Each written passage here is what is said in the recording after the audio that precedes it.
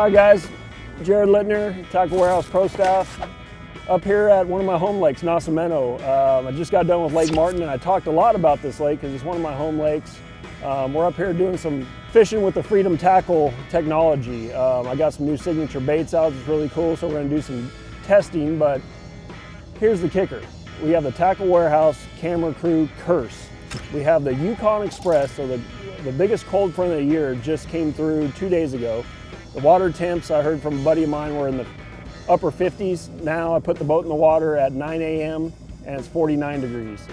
It's cold out. As you see, I'm in my AFCO snow foul weather gear. But you know, spotted bass, largemouth bass, we should be able to catch some. It's gonna be a good day.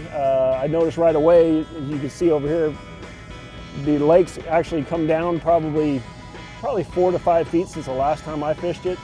So obviously California, we need some rain, but we're just gonna go out here, see what happens. There's only one other boat on the lake besides us, so we have the whole run of the lake. It's gonna be a good day, so make sure to check it out.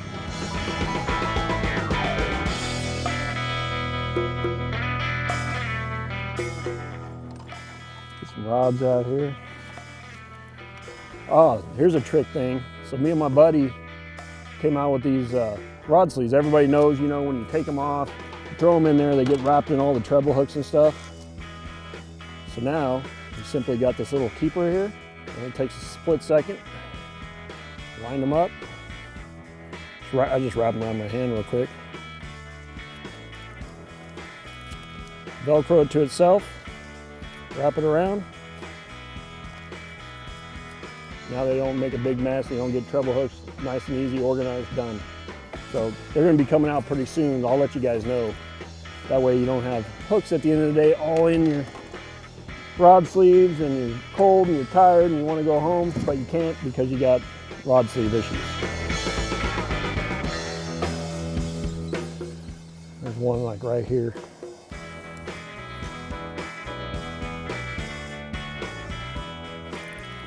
That was crazy. I seen that fish on the Panoptics. I just pitched it out 2 feet from the boat and he bit.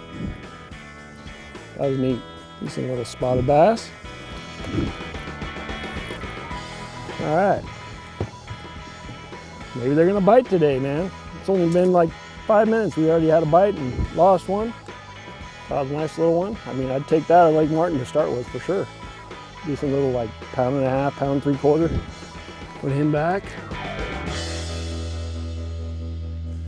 All right, so let me go over what I got going on here. This here, in case people don't know, is a Freedom Zodiac head. And Freedom technology basically has an inner capsule that allows this hook to swing on it. So what I did, the Ned rig is hugely popular. I mean, it's gaining momentum on a daily basis, especially under tough conditions.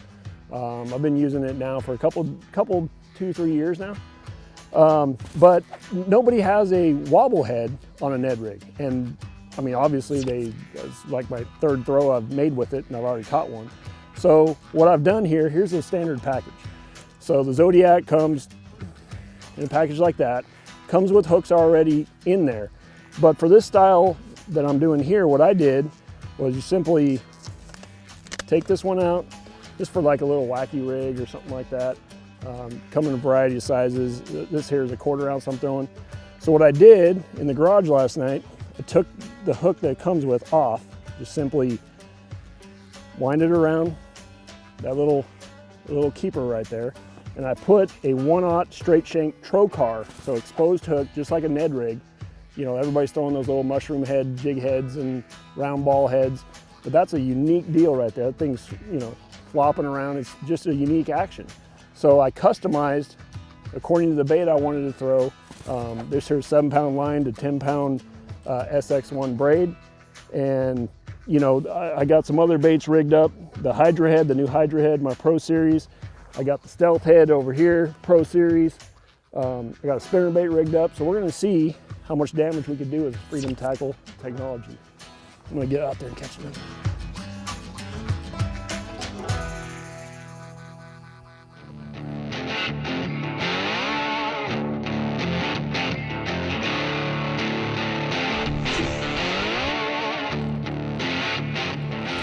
There's one right off that piece of wood.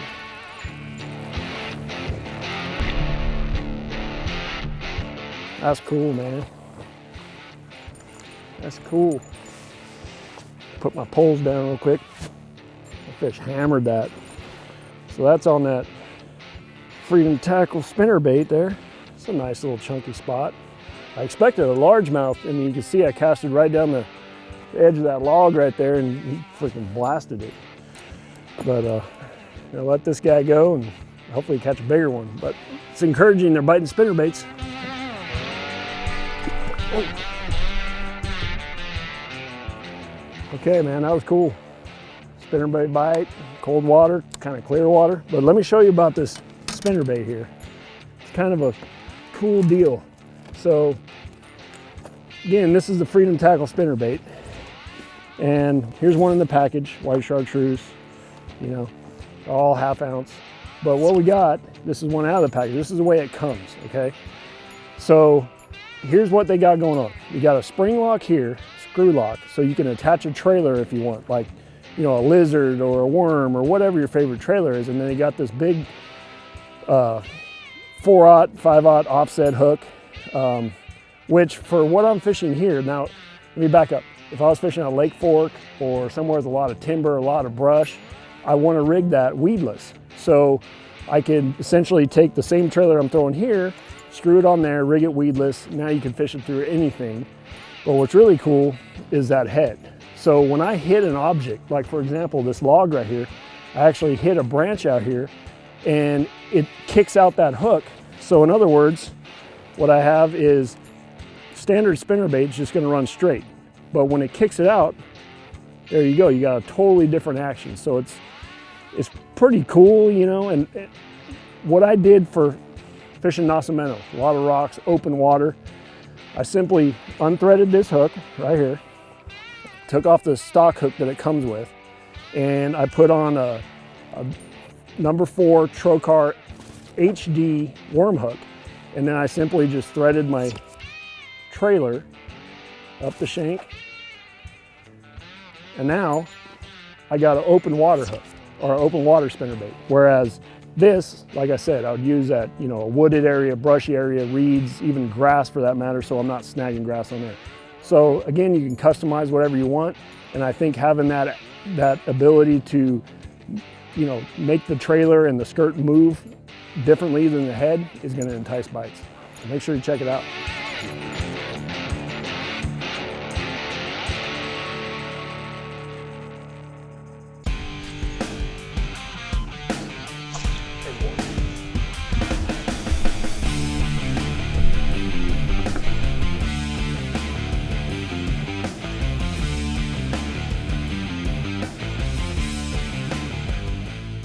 Dude, that fish crushed it. So that's the other thing about the spinnerbait. When you hook them, it's allowing that hook to swing free.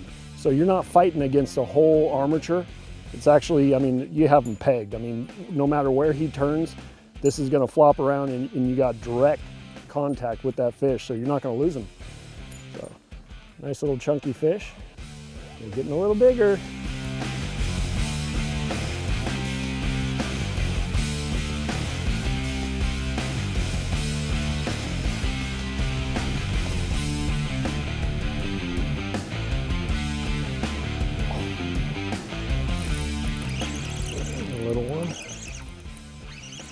On the old Robo Ned.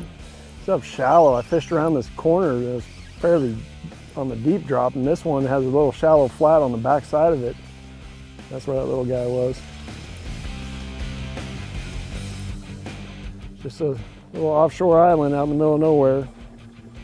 Spotted bass like that kind of stuff. The Zodiac. You gotta get bigger though.